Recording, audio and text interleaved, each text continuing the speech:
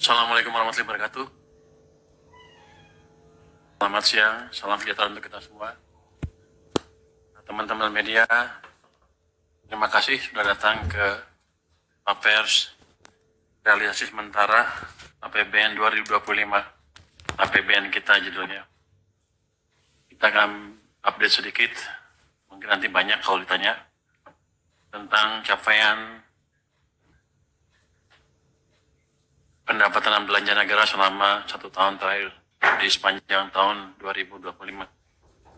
Oke, kita mulai dengan biasanya saya yang gampang-gampang, Pak Swa sama Pak Tommy yang susah-susah gitu ya. Kita yang begini. Oke, kita masuk dari biasa global economy. Jadi kita bisa mulai langsung slide nomor 1.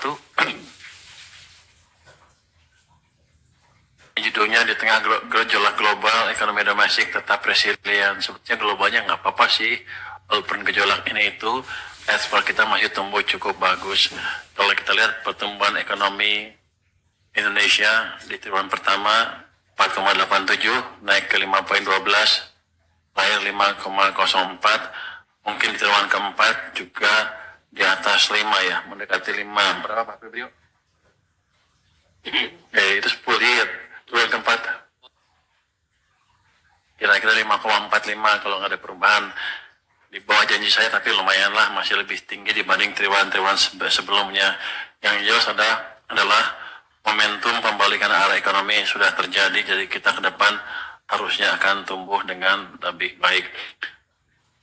Itu terjadi dengan, kalau kita di gambar bawahnya adalah inflasi yang masih relatif terkendali di 2,92%, naik sedikit di akhir tahun tapi tetap di kisaran target maupun pemerintah 2,5 plus minus 1 ya.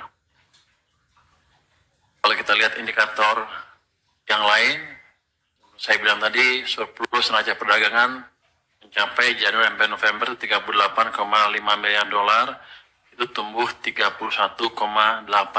Ini laju pertumbuhan yang amat tinggi. Makanya saya bilang biar globalnya katanya gonjang-ganjing, ternyata trade balance kita kinerjanya amat baik. Harusnya sisi global dampaknya ke kita tidak negatif, malah cenderung positif. Terus kita lihat PMI manufacture tahun terakhir angka bulan Desember itu di 51,2%. Ini menunjukkan di atas 50 kan ekonominya ekspansi.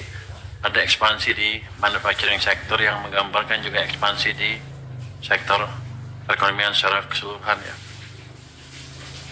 Di November sempat naik ke 53,3 kalau nggak salah, sekarang turun sedikit ke 51,2, mungkin karena banyak libur dan akhir tahun biasanya aktivitas agak lambat sedikit di manufacturing, tapi saya yakin ke depan ya akan naik lagi ke level yang lebih kuat.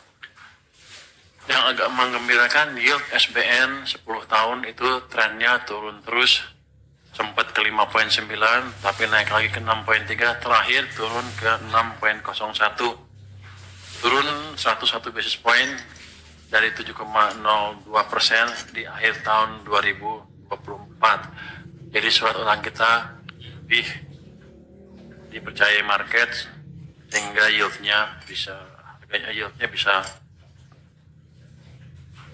jadinya bisa turun. Artinya ongkos kami untuk mengeluarkan surat utang lebih murah 1% dibanding akhir tahun 2024 lalu.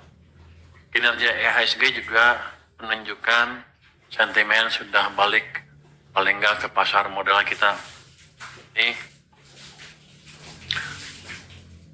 di bulan Desember tahun lalu ditutup di 86,24,2%, 86,46,9, itu naik 22,1% dibanding tahun lalu. Sepertinya akan berkelanjutan terus kenaikannya di tahun 2026 ini. Kalau Anda lihat kan tadi sempat menembus 9.000 kan. Jadi dari sisi sentimen keperekonomian kita dari kalangan investor domestik maupun foreign udah balik. Halo,